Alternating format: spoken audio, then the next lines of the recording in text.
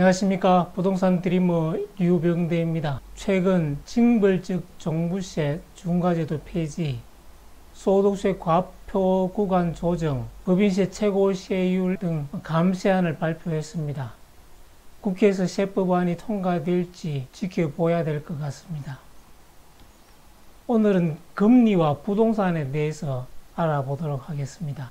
기준금리 5%를 유지하던 것이 2008년도 글로벌 금융위기로 2%로 급격히 인하하였으며 전반적인 저성장으로 2016년도 1.25% 유지, 2000년도에 들어와서 코로나 봉쇄 조치와 경기 침체로 소비, 투자, 수출이 급격히 감소, 최저금리 0.5%와 경기 부양을 위해 양적 완화 조치를 하면서 인플레이션 압력을 받았습니다. 와중에 우크라이나 전쟁 발발로 공급 부족, 특히 곡물 가격 부족으로 밥상 물가에 큰 위험이 닥쳤습니다. 따라서 한국은행은 최근 1년간 1.75%포인트 인상, 현재 2.25% 기준금리를 결정했습니다. 한국은행법 제1조 1항에는 물가 안정을 최우선으로 한다고 되어 있고 2항에는 금융 안정에 유의한다고 되어 있습니다. 따라서 국민 경제의 안정적 성장을 위해서는 물가 안정을 최우선으로 하면서 금융 안정을 지켜야 되는 겁니다. 1년 전 0.5% 기준금리에서 7월 13일 2.25%로 빅스텝 금리 인상을 하게 된 것은 물가 안정을 시키는 일에 중점을 두었기 때문입니다. 물가가 불안정하면은 미래 불확실성, 경제활동 위축, 소득 자원 배분 왜곡으로서 양극화에 심해지고 특히 서민 생활에 불안정을 하기 때문에 반드시 물가 안정을 유지해야 됩니다. 기준금리는 한국은행이 일반 은행과 거래를 할 때 기준이 되는 정책금리로서 금융통화위원회가 물가 동향을 살피면서 연 8회 기준금리를 결정하고 있습니다. 이 금리 결정은 콜금리뿐만 아니라 여러 금리에 영향을 미치며 최종적으로 실물 경제에 큰 영향을 미치게 됩니다. 그러면 금리가 무엇일까요? 어렴풋이 금리라는 것을 알고 있습니다만 정확하게 정의하기는 굉장히 어렵습니다. 여기서 정확하게 정리를 한번 해보겠습니다. 금리라는 것은 이 돈의 가치를 이야기합니다. 이 돈의 가치는 다시 경제 활동의 상태를 나타내는 경기와 유사합니다. 은행에서 이자율 이야기를 많이 하죠. 경제에서 이야기하는 금리와 같은 금리이지만은 용어가 달리 불려집니다. 은행에서 이야기하는 금리는 이자율이고 경제에서 이야기하는 것은 할인율입니다. 은행에서 이 이율은 미래의 가치를 표시하는 이자율인 반면에 경제에서는 현재 가치를 구할 수 있는 할인율로 불려지게 되는데 돈의 가치와 현재 살려는 물건의 가치가 똑같으면 거래가 일어나지 않습니다. 장래 수익이 되는 이자율만큼 할인을 해주면 거래가 발생하는 거죠. 만원짜리 물건이 있다고 하면 만원짜리 화폐와 맞바꾸지를 않습니다. 이것을 3% 할인 9,700원으로 거래가 성사가 될 수가 있죠. 이와 같이 경제에서는 할인율 개념으로 사용되고 있습니다. 이 설명하다 보니까 더 어려운 것 같아요. 경기가 어렵다는 이야기는 돈의 가치가 없다는 이야기고 돈이 있어도 투자할 데가 없어서 저금리를 유지하는 상태입니다. 투자를 하지 않기 때문에 성장도 이루어질 수 없고 다시 경기의 활력이 감소됩니다. 저금리 시대에 가장 피해를 보는 산업이 은행과 보험입니다. 경기가 둔화되어 있을 때 부양책으로 기준금리를 인하시켜서 그리고 양적 완화를 시켜서 경기 부양을 합니다. 기준금리를 댐이라고 가정하고 댐에 쌓인 물을 금전이라고 보고 돈을 경기라고 보면은 논에 물이 말렸을 때 경기가 아주 어려운 상태일 경우에 하는 총재는 댐의 수문을 열어 기준금리를 낮추어서 물을 공급하면 활력이 불어나죠. 금리가 낮은 금전을 활용해서 소비가 늘어나고 기업은 투자를 함으로써 경기가 활성화됩니다. 이와 같이 기준금리는 경기 조절을 하기 위해서 또는 인플레이션 잡기 위해서 금리를 적절히 조정합니다. 그런데 왜 미국 금리에 관심을 기울여야 될까요? 세계 경기 주도국이고 기축통화국입니다. 수출하는 국가에는 금리에 상당히 관심을 기울여야 된다 그랬죠. 미국의 돈의 가치가 올라가면은 우리나라에 투자되었던 외국 자금이 이동될 수가 있습니다. 우리나라의 금리가 올라가면 상대적으로 미국의 화폐 가치가 하락하기 때문에 외화 표시 수출품에는 가격이 올라갑니다. 그래서 우리나라는 경쟁이 어려워 수출이 되지 않습니다. 미국 연방금리에 대해서 관심을 기울여야 하는 이유입니다. 최근에 미 연방준비제도에서 금리를 0.75% 자이언트 스텝으로 인상을 했습니다. 올해 연말까지 3.5% 예상을 하고 있습니다. 예상금리를 점으로 표시를 하고 있는데 점도표라고 이야기합니다. 한국은행은 물가를 최우선으로 안정시키면서 금융 안전에 유의해야 된다고 했는데 조절하는 무기로서는 기준금리 인상과 인하로서 조정을 합니다. 경기가 침체됐을 때는 기준금리를 낮춰서 자금을 공급하고 경제성장 및 과열됐을 때는 기준금리를 인상해서 적절하게 조정하는 겁니다. 경제성장을 유도하기 위해서는 노동력과 자원 및 자본을 집중적으로 투자를 합니다.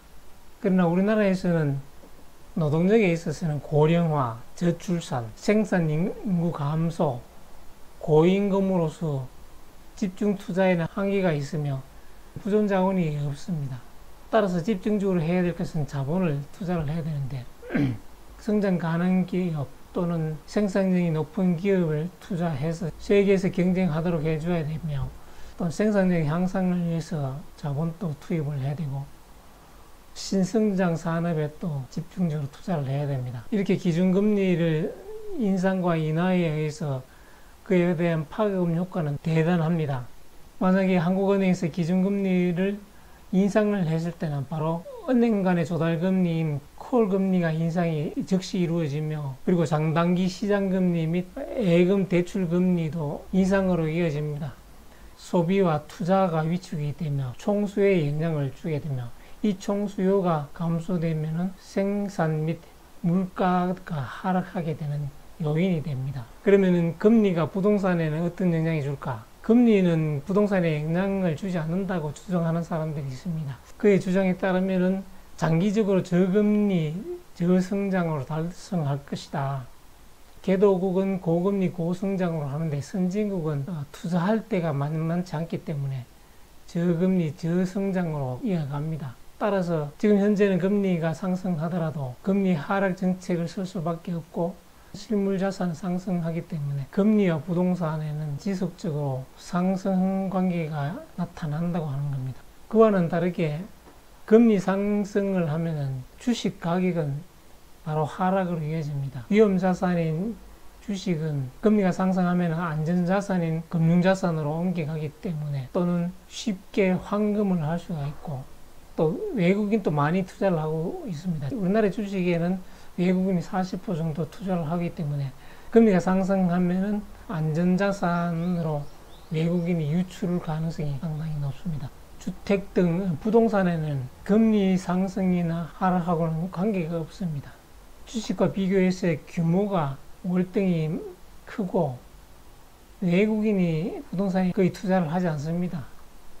0.25% 정도만 부동산에 외국인이 투자를 하고 있습니다. 그래서 해외에 유출되는 일은 거의 없는 겁니다. 따라서 금리 변동이나 고금리 등은 일시적이어서 그리고 금리 정책은 금리 인상과 인하를 반복해 나가기 때문에 장기적으로는 저금리 시대에 살게 됩니다. 따라서 2024년 이후에는 예견컨대 금리 인하 조치를 하게 된다는 겁니다.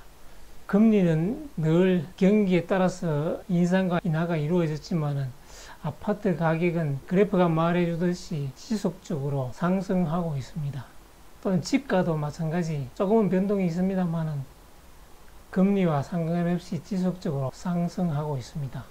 금리 인상과 부동산 관계는 어떨 것인가요? 금리 인상은 파급 효과가 엄청납니다. 효과가 어디로 튈지 모릅니다. 만약에 금리가 오르면은 채권 이자를 많이 지급해야 됩니다. 따라서 나라에서는 예산 마련이 힘들어지고 세금을 올려야 되는 악순환이 발생할 수도 있습니다. 그리고 집주인은 내가 대출 비용을 많이 부담하기 때문에 임차인에게 월세를 전가하고 임차인은 봉급 빼고는 물가가 다 올렸다는 불만으로서 임금 인상 압력이 이루어집니다. 이에 따라서 상당히 불리한 여건으로 갈 수가 있습니다. 그러면 대출로 집을 구입했으면 되지 않느냐고 반문할 수가 있습니다. 그러나 그동안에 총부채 원리금 상환 비율로 해서 소득 기준 40%만 대출을 받을 수 있기 때문에 부동산에 투자를 할 수가 없던 거죠. 과도하게 부동산에 투자가 되어 있지 않습니다. 또 연끌 투자자들이 부담이 되지 않느냐. 연끌 투자자는 총부채 상환 비율에 잡혀있기 때문에 대출로서는 많이 투자를 할 수가 없습니다. 따라서 지인, 부모나 친척 찬스를 많이 썼을 겁니다. 금리 인상에 대한 리스크가 그리 크지 않다고 봅니다. 그러면 매도자가 주택을 팔고 저축으로 또는 전월세로 옮겨갈 것인가? 금리 인상이 되면은 전세 대출 금리도 오르고 월세도 오릅니다. 따라서 주택을 팔고 전세로 가든가 월세로 갈 실익이 없습니다. 매도도 많이 일어날 거라고 보지 않습니다. 금리 인상 또는 인하는 부동산 가격에 미치는 영향이 적습니다. 부동산 가격은 서서히 올라갈 것입니다. 단지 금리는 속도에 영향을 미칠 뿐입니다. 부동산 가격에 영향을 주는 큰 것은 수요와 공급, 특히 공급이 충분해야만 가격이 잡힐 수가 있습니다. 그러면 경기와 부동산은 어떨 것인가? 최근 미국 물가는 9% 돌파했다. 따라서 미연준에서 자이언트 스텝으로 1.75%까지 금리를 인상했다고 합니다. 올 연말에 3.5%까지 예상을 하고 있습니다. 그러나 미주택 시장은 수요가 여전히 발생하고 있고 집값도 강세를 유지하고 있습니다. 뉴욕타임즈에서는 코로나로 빈집도 늘고 임대료는 내리지만 집 사기는 더 어려졌다고 합니다. 주택시장이 이상하게 움직이고 있다고 전하고 있습니다. 분명히 금리 인상은 누군가에게는 어려워집니다. 특히 규모가 작은 시행사 또는 시공사는 금리 인상에 충격을 받을 수 있습니다. 왜냐하면 PF 대출로서 대량 대출이 일어나기 때문에 충격을 받을 수가 있습니다. 이렇게 되면은 오히려 부동산 공급이 감소될 수가 있어서 가격에 영향을 미칠 수가 있습니다. 그리고 대출 비율이 50% 초과되는 사람은 리스크를 관리를 해야 됩니다. 그러나 이자 감당할 수 있는 사람은 급히 처분을 할 필요가 없다고 보고 있습니다. 그러면 갭 투자자는 금리 충격을 많이 받을 것인가? 그렇지 않다고 보여집니다. 갭 투자자는 갭만큼만, 즉 소액 투자금만 투자를 했기 때문에 금리 충격이 크지 않다고 보고 있습니다. 따라서 금리와 부동산에는 인과관계가 없지만은 경기가 침체되면은 부동산 가격 하락으로 방향을 잡을 수가 있습니다. 금리 인상이 부동산 가격 하락으로 영향을 미친다고 주장하는 사람들도 있습니다. 물가가 높거나 실물 자산 가격이 높을 때는 기준금리 인상 정책을 씁니다. 대출금리 상승으로 인해서 부동산 구매가 위축이 됩니다. 여유자금은 저축은 늘어날 것이죠.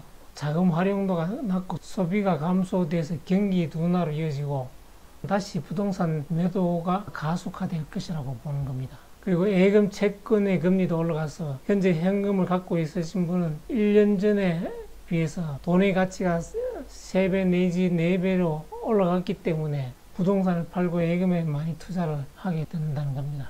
금리가 하락하면은 예금에서 주식이나 부동산 실물 자산으로, 금리가 올라가면은 주식이나 부동산에서 예금으로 자금이 이동이 됩니다. 여기에서 인구 감소, 장기 저성장, 저물가가 지속되면 어떻게 하느냐? 장기채 10년 또는 20년에 투자를 하면은 장기간 안정적으로 이자를 받을 수가 있어서 부동산 투자에는 관심이 줄게 됩니다. 현재 사정은 예전과 많이 다르기 때문에 천지개벽과 같은 부동산 폭락이 이어진다고 합니다. 이후 부자들은 부동산 시장을 떠나고 있고, 떠나는 사람은 지금까지 대도시에 투자를 하면서 산전수전을 다 겪었고 부동산의 흐름을 감지하는 사람입니다. 반면에 현재 사는 사람은 대도시나 수도권에 처음 입성하는 사람이고 상승을 늘 기대하는 사람으로서 부동산 흐름을 알지 못하게 됩니다. 기존의 부자들은 이 흐름을 감지하고 부동산 시장을 떠난다는 겁니다. 부동산 가격은 금리에만 좌우되는 것이 아니라 생활과 밀접하기 때문에 여러 요인을 복합적으로 봐야 된다는 겁니다. 이론적으로는 금리는 주택 가격과 반비를 합니다. 금리 하락으로 돈의 가치가 떨어지면 반대로 자산의 가치가 상승하게 됩니다. 그러면 결국 부동산이나 자산의 수요가 증가되고 주택 가격이 상승하게 된다는 겁니다. 그러나 실제적으로는 금리뿐만 아니라 수요 공급, 심리 등 생활과 밀접하게 복합적으로 이어지게 됩니다. 따라서 금리 상승이 당장 주택가격 하락으로 이어지지는 않지만 시차를 두고 수요나 심리가 위축되기 때문에 결국 하락하게 됩니다. 내가 만약에 대출을 받고 투자를 했다면 금리에 대한 스트레스 테스트를 한번 해보는 것도 좋습니다. 중립을 취하고 있는 주성자를 보면 조금 더 보수적으로 판단을 해서 하반기에도 주택가격이 하락할 것이다.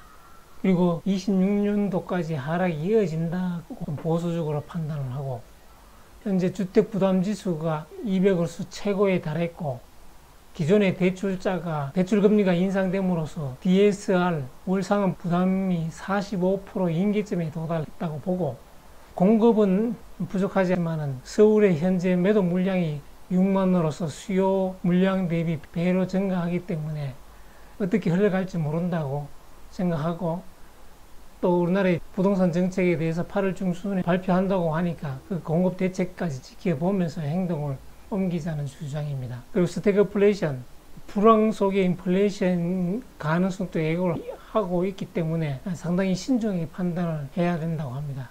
그러나 고액자산가에는 상당히 기회가 되겠죠.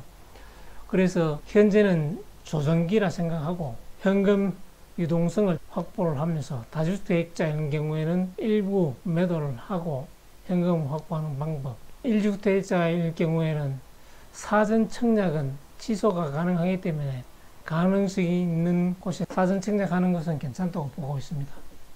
그리고 이 기간을 활용해서 NPL, 부실채권 경매 나오는 것에 대한 공부도 해둠으로써 기회 있을 때 활용할 수 있다는 겁니다. 주택임대사업자 등록을 고려하고 입지 규제 최소 구역에 관심을 둠으로써 기회가 있을 때는 즉각 대응할 수 있는 준비를 하면 좋을 것 같습니다.